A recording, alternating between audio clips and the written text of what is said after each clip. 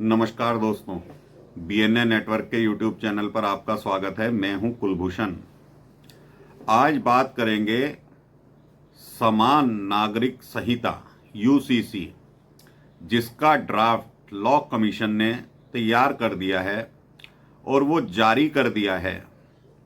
जारी इस वजह से किया है कि किसी को जो आपत्ति हो, कोई संगठन हो, व्यक्ति हो, तो वो अपनी उसमें आपत्ति दर्ज करा सके और अपने विचार कुछ उससे भिन्न हो तो वो भी व्यक्त कर सकता है।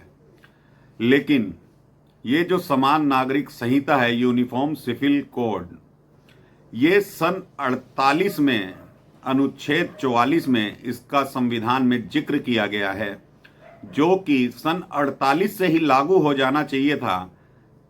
1950 में जब हमारे देश का संविधान लागू किया गया तो ये कानून तब से अनिवार्य रूप से लागू कर दिया जाता, तो आज ये जो दुर्दिन हैं, अलग अलग लॉ बने हुए हैं, सिविल लॉ, जिसमें हिंदुओं के लिए अलग है, मुस्लिमों के लिए अलग है, क्रिश्चियंस के लिए अलग है और पारसियों के लिए अलग है, तो इन सारे लॉज की हमें ज़रूरत नहीं पड़ती। जब ये देश एक है, समाज एक है, तो कानून भी एक ही होना चाहिए था। लेकिन कुछ राजनीतिक दल या कुछ व्यक्ति तुष्टीकरण के चलते इस देश में इस संविधान को, इस कानून को लागू नहीं होने देना चाहते। लेकिन शायद मोदी सरकार ये निर्णय ले चुकी है कि किसी न किसी सत्र में सन 2024 आम चुनाव से पहले इस कानून को अमली जामा पहनाया जाए। जब से इस यूसीसी का जिक्र हो रहा है तो कांग्रेस या अन्य दल वो इसके विरोध में उतर आए हैं। लेकिन मोदी सरकार इस विषय पर गंभीर नजर आ रही है। चूंकि भारतीय जनता पार्टी का ये घोषणा पत्र में वादा भी था और ये मांग उनकी आज की नहीं है या 10 साल पुरानी नहीं है, ये बहुत पुरानी मांग जनसंघ के टाइम से भाजपा करती आ रही है कि देश में एक कानून हो, समान नागरिक संहिता लागू की जानी चाहिए। अब मुस्लिम तुष्टीकरण के चलते मुस्लिमों को वोट बैंक समझते हुए, चाहे कांग्रेस हो या अन्य दल हो, वो आज तक इस कानून को अमली जामा नहीं पहना पाए, ना ही लागू कर पाए, ना ही चर्चा कर पाए, ना ही इसके बारे में कोई समाज में जिक्र किया जाता है। ये मैं आपको सरल भाषा में बता रहा हूं, आखिर ये यूसीसी है क्या। ये यूसीसी समान नागरिक संहिता पूरे देश में अगर लागू कर दी जाती है तो इसमें सारे नागरिकों का बराबरी का हक, बराबरी का दर्जा हो जाएगा। उसमें चाहे हिंदू हो, मुस्लिम हो, क्रिश्चियन हो, पारसी हो, बौद्ध हो, ये सारे धर्म के लोग एक ही कानून की छतरी के नीचे आ जाएंगे। अलग अलग समय पर हाई कोर्ट और सुप्रीम कोर्ट सरकारों को कह चुका है कि जब कोई मुस्लिमों के बारे में चर्चा होती है या कोई मुकदमा इस तरह का जाता है, तलाक से संबंधित, संपत्ति से संबंधित या किसी और तरह का सिविल मुद्दा जाता है, शादी का, जैसे कि हिंदुस्तान में 18 वर्ष से कम उम्र की लड़की का विवाह अवैध है, लेकिन मुस्लिमों के यहाँ ये 15 साल में कर दी जाती है और वहाँ वैध माना जाता है। तो कोर्ट को भी ऐसे मुकदमे सुनने में दिक्कत आती है, क्योंकि मुस्लिमों का अलग पर्सनल लॉ बोर्ड है, तो वो इसको शरिया की नज़र से देखते हैं।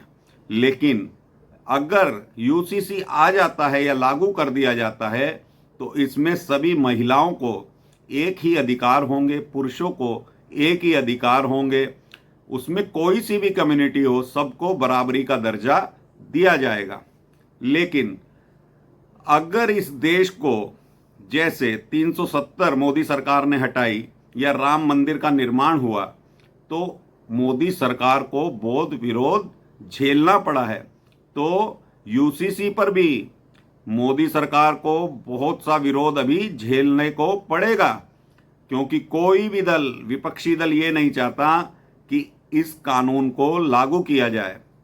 अब ये सरकार का दायित्व है कि राज्यसभा में इसे किस तरह से पास कराएगी, क्योंकि लोकसभा में तो सरकार के पास पूर्ण बहुमत है, लेकिन राज्यसभा में पूर्ण बहुमत सरकार को नहीं है।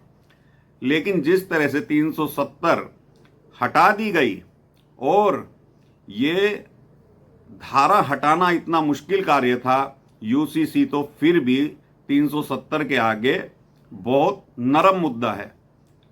अब सवाल ये उठता है कि जो मुस्लिम लोग हैं या उनके धर्मगुरु हैं या उनके नेता हैं, वो इस कानून के विरोध में अभी से उतर आए हैं और उनको संरक्षण दे रहे हैं राजनीतिक दल। तो अब जनता को भी चाहिए, समाज में जागरूकता चाहिए कि इस तरह का कानून सबके फायदे के लिए है, सबको बराबरी का दर्जा मिलेगा। लेकिन मुस्लिम जो पक्ष है वो ये चाहता है कि उनका शरिया कानून जारी रहे। 1947 में दोस्तों हमें ये मालूम है, हमने देखा नहीं है कि धर्म के आधार पर देश को बांट दिया गया था। तो ये समस्या जब से ही खड़ी हुई है, कोई भी ऐसा मुद्दा सरकार छेड़ना नहीं चाहती या लागू नहीं करना चाहती जिससे कि कोई विवाद उत्पन्न हो, क्योंकि मुस्लिमों को वोट बैंक के नजरिए से हर विपक्षी दल देखता आया है। 3 तलाक का मुद्दा जब मोदी सरकार लेकर आई थी तो उसमें भी बहुत विरोध का सामना मोदी सरकार को करना पड़ा था। लेकिन अब मोदी सरकार कड़े फैसले लेने के लिए जानी जाती है, तो हमें ये भरोसा है कि ये कानून भी मोदी सरकार लागू कर रहेगी और ये मोदी सरकार का मास्टर स्ट्रोक माना जाएगा। जब इस देश का बंटवारा धर्म के नाम पर हुआ, धर्म के आधार पर हुआ, जब ही से इस देश में जितने भी इस तरह के कानून थे वो तभी लागू कर दिए जाते, तो आज इतनी विकट समस्याएं खड़ी नहीं होती। कोई भी राजनीतिक दल हो वो मुस्लिमों का तुष्टीकरण करता है।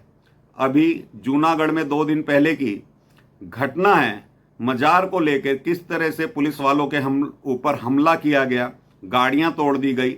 आप अवैध मजार बना लेते हो, लेकिन जब प्रशासन उसको हटाने की चेष्टा करता है, नोटिस जारी करता है, तो ये लोग हमलावर हो जाते हैं। यही हमें देखने को मिला था सीएए कानून पर कि शाहीन बाग खड़ा कर दिया गया और शाहीन बाग की तर्ज पर पूरे देश में छोटे छोटे शाहीन बाग बना दिए गए। तो ये हिंदुओं के लिए भी समझने का विषय है और जागरूक होने का विषय है कि सरकार के समर्थन में खड़े होने का टाइम अब आ चुका है। ये देश हित में कानून है। तुष्टीकरण से देश नहीं चल सकता, समाज नहीं चल सकता। राजनीतिक पार्टियों को चाहिए कि सरकार का साथ दें। अगर राजनीतिक पार्टियां अपने फायदे के लिए सरकार का साथ नहीं देती हैं, तो जनता को चाहिए कि वो सरकार के समर्थन में खड़ी हो जाए, क्योंकि ये कानून उतना ही जरूरी है जितना पेट भरने के लिए भोजन की आवश्यकता होती है। अगर ये कानून मोदी सरकार ला देती है तो बहुत सी महिलाएं जो मुस्लिम वर्ग से आती हैं, पारसी वर्ग से आती हैं, क्रिश्चियन वर्ग से आती हैं, उन्हें हिंदुओं की महिलाओं के बराबर अधिकार मिल जाएंगे। लेकिन मुस्लिम वर्ग ऐसा नहीं चाहता।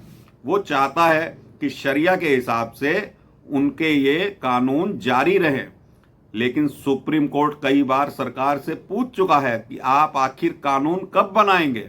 तो मोदी सरकार के पास सुप्रीम कोर्ट और हाई कोर्ट के जजों की रिकमेंडेशन है और BR अम्बेडकर 44वें अनुच्छेद में ये कहकर गए हैं कि भारत में यूसीसी समान नागरिक संहिता लागू होनी चाहिए।